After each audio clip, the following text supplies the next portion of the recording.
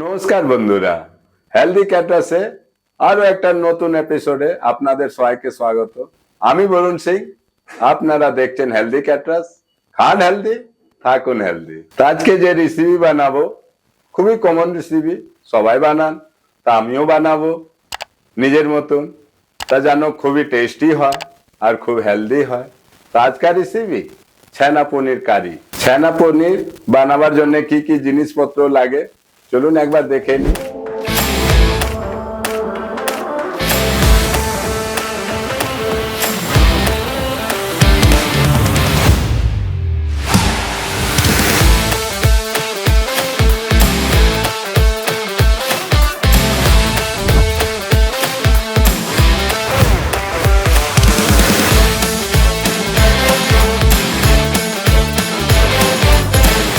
প্রথমে আমি দুধটাকে জাল দিয়ে ছানা বাইর করে নেব।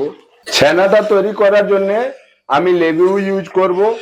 আপনি যদি পারলে দোকান থেকে পাউডার পাওয়া যায় ওষুধের দোকানে ছানা কাটাবার, সেটাও দিয়ে কাটাতে পারেন। দুধ খুব বেশি ফুটাতে হবে না, গরম হয়ে গেলে এরই মধ্যে একটু কর্নফ্লাওয়ার গুঁড়ো গুলে দিয়ে দেবেন। আমার 1 কেজি দুধ আছে, আমি 5 গ্রাম কর্নফ্লাওয়ার দিয়ে দিয়েছি। এরপরে আমি এতে লেবু দিয়ে দেবো রস। গোটা লেবু দিয়ে একটু ফুটিয়ে নেব, নিজে ছানা কেটে যাবে। আমার ছানা কাটিয়ে রেডি হয়ে গেছে। এবার এটাকে আমি তুলে নেবো একটা কাপড়ে। ছানা কাটিয়ে রেডি হয়ে গেছে। 1 কেজি দুধ ছিল, 150 গ্রাম প্রায় ছানা বেরিয়েছে।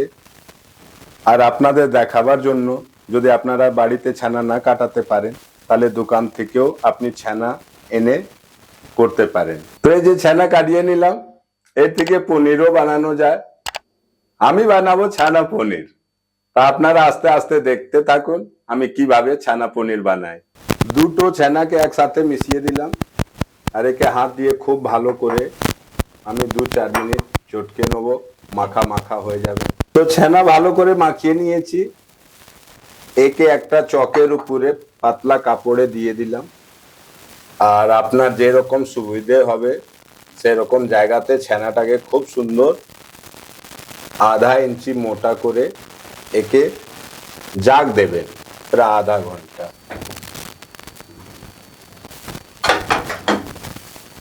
খুব ভালোভাবে মুড়িয়ে দেবো।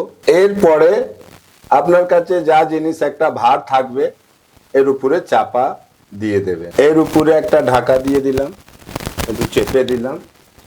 ভারী জলের হাঁড়ি বসিয়ে দিলাম, আধ ঘন্টা একে ছেড়ে দেবো। একটা শক্ত আকার নিয়ে নেবে, তারপরে একে আমরা কেটে নেবো আর তেলে ভেজে নেবো। আধা ঘন্টা হয়ে গেছে, এবার একে তুলে নি আর দেখি আমার জাগটা কিভাবে নিল। জাগ দেওয়ার পর পনির আমার শক্ত হয়ে রেডি হয়ে গেছে। এবার একে ছোট ছোট পিসে কেটে নেবো, যেরকম আপনি সাইজ রাখবেন কেটে নেবে। ছানাটাকে পিস করে নিলাম। এবার একে আমি সাদা তেলে খুব সুন্দর করে ভেজে নেব। তেল গরম হয়ে যাওয়ার পর মিডিয়াম আছে এক একটা টুকরো করা পিসটাকে আমি তেলে দিয়ে দেবো। আর দম দিয়ে কমসে কম 20 মিনিট অব্দি ভাজতে হবে, তবে আপনার ছানা পনির হবে আর খুব ভিতরে খাস্তা হবে আর সুন্দর হবে। গরম তেলে দেওয়ার পর 3-4 মিনিট ভাজার পর নিজে নিজে তেল থেকে উপরে উঠে গেল। এবার একে একবার আমি উল্টে দেবো। একে দম দিয়ে 30 মিনিট ভাজা হলো। ভাজার পর এরকম হয়ে যাওয়ার পর একে আমি এবার নামিয়ে নেবো। সব পনিরকে একসাথে ভেজে তুলে নিয়েছি, আমার দেখতে এরকম হয়েছে। পনির ভেজে তুলে নিলাম। এরপরে মশলা বানাবো। এইটাতে আজ আমার কোনো রকম পেঁয়াজ রসুন যাবে না। আর কিভাবে মশলা বানাবো যে আমার ছানা কারি ভালো লাগে তা আপনারা দেখতে থাকুন। কড়াই গরম হয়ে গেছে, এর মধ্যে আমি 75 গ্রাম তেল দিয়ে দেবো। তেল গরম হওয়ার পর আমি ডালচিনি জিরে ফোড়ন দিয়ে দিলাম। আমি সরষের তেল দিলাম, আপনি পারলে সাদা তেলও দিতে পারেন। এরই মধ্যে আমি আদা 2 চামচ বাটা দিয়ে দেবো। একটু আদা নাড়াচাড়া করার পর বাটা টমেটো আমি 150 গ্রাম দিয়ে দেবো। টমেটো একটু ভাজার পর লাল লঙ্কা ঝাল গুঁড়োটা দিয়ে দেবো 1 চামচ। আর এইটাতে কাশ্মীরি লঙ্কা পাউডার 1/2 চামচ দেবো কালারের জন্য। এটাকে একটু আরো নেড়ে নেবো।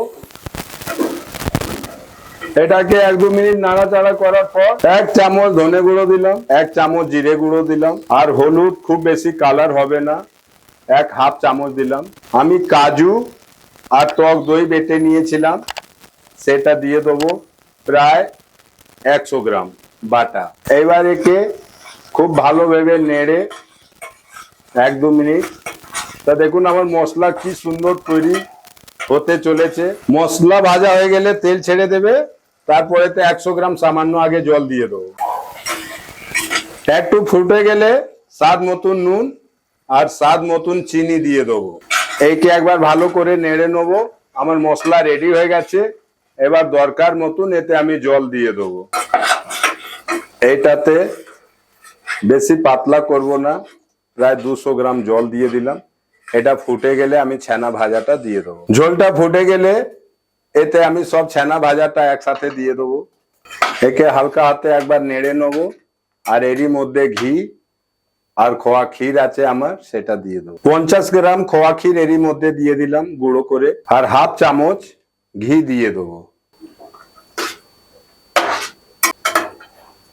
নামানোর আগে একটু গুঁড়ো গরম মশলা দিয়ে দেবো, যেটা আমি বাড়িতে করে রাখি। একটু নেড়ে দিলাম। গরম মশলা দেওয়ার পর একটু নাড়াচাড়া করে আমি নামিয়ে দেবো। আর এর থেকে বেশি গাঢ় করব না, কেন কি আমার ছানা ভাজা আছে, গ্রেভিটা জুসিটা টানবে, পরে টাইট হয়ে যাবে। তো দেখলেন বন্ধুরা, আজকে ছানা তরকারি কি সহজ ভাবে নামিয়ে ফেললাম।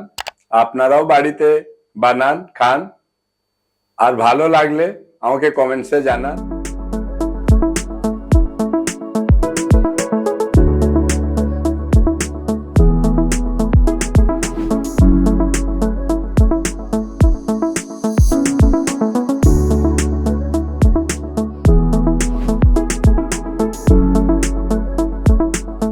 বন্ধুরা, দেখা হচ্ছে একটা আরো নতুন রেসিপির সাথে। ততক্ষণ দেখতে থাকুন হেলদি ক্যান্ডার।